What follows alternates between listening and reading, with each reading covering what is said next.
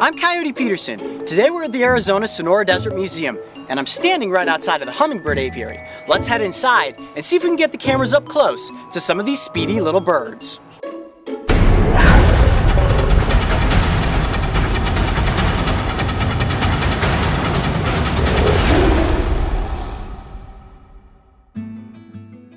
The Arizona Sonora Desert Museum, located in the heart of Tucson's Saguaro National Park, is world-renowned for its collection of amazing animals. Considered a living museum, the conservation work they do helps to protect and preserve a number of native desert species. From Mexican wolves to bighorn sheep, their species survival programs have helped sustain and reintroduce populations of threatened animals to the wild where they once had vanished. However, not all of the animals that call the Desert Museum home are as large as wolves and sheep. And today we are getting, or should I say, we'll be trying to get, up close with the smallest birds in the Southwest. So excited, I absolutely love hummingbirds. All right, let's head into the aviary. You gotta move quick. We gotta go through a set of double doors. And you go, go, go, go. Get that door closed, and into the aviary we go. This is also where we met up with Shawnee Peterson, an expert in the world of hummingbirds. She spends nearly every morning walking the aviary to monitor this flourishing population. Okay, now here in the aviary, how many species do we have? We have 4. Okay. Costas, Annas, broad-tailed, and broad-billed. Awesome, so we have the chance of seeing all 4 of these today. I'm hopeful. There's one flying right behind your head. Right behind me? It's right behind you.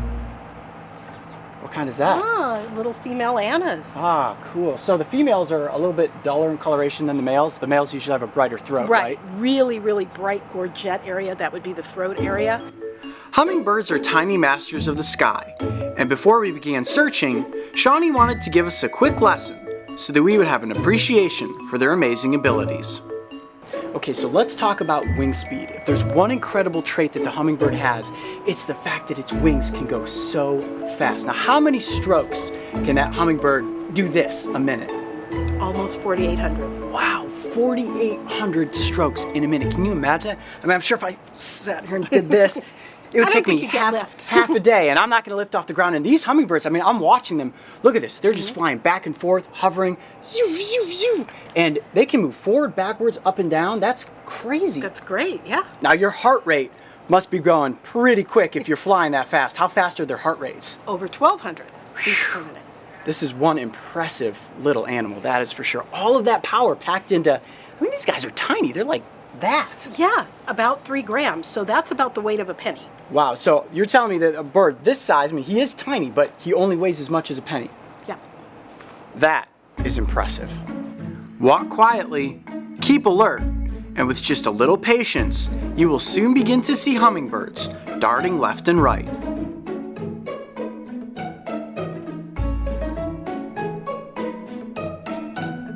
I certainly wasn't allowed to capture any of these birds, so for me, this experience was all about having a close encounter of the hummingbird kind.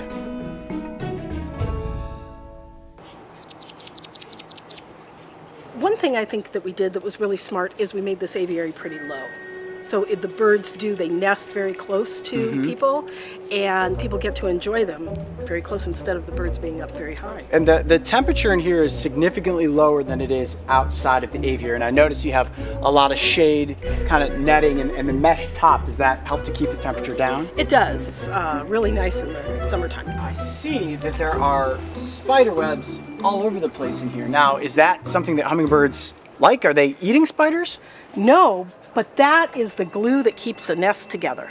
Oh, really? And when we opened this exhibit, our nests were sort of falling apart. And we were like, what are we missing?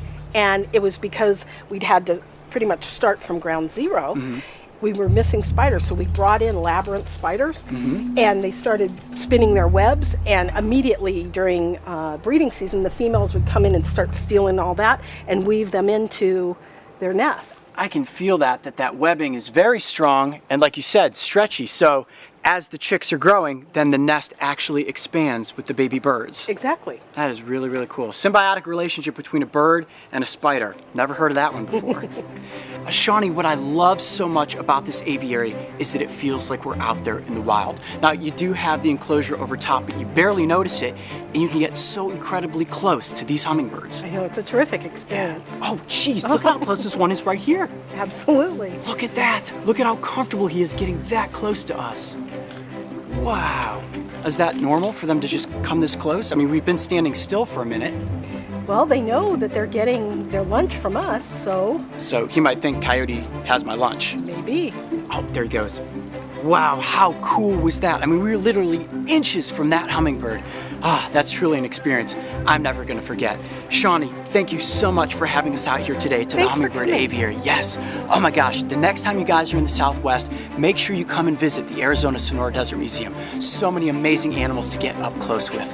I'm Coyote Peterson. Be brave, stay wild. We'll see you on the next adventure.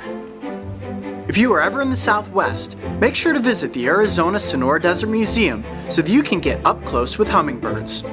If you want to see more of their amazing animals, make sure to check out the first episode we filmed at this incredible living museum. And don't forget, subscribe to join me and the crew on this season of Breaking Trail.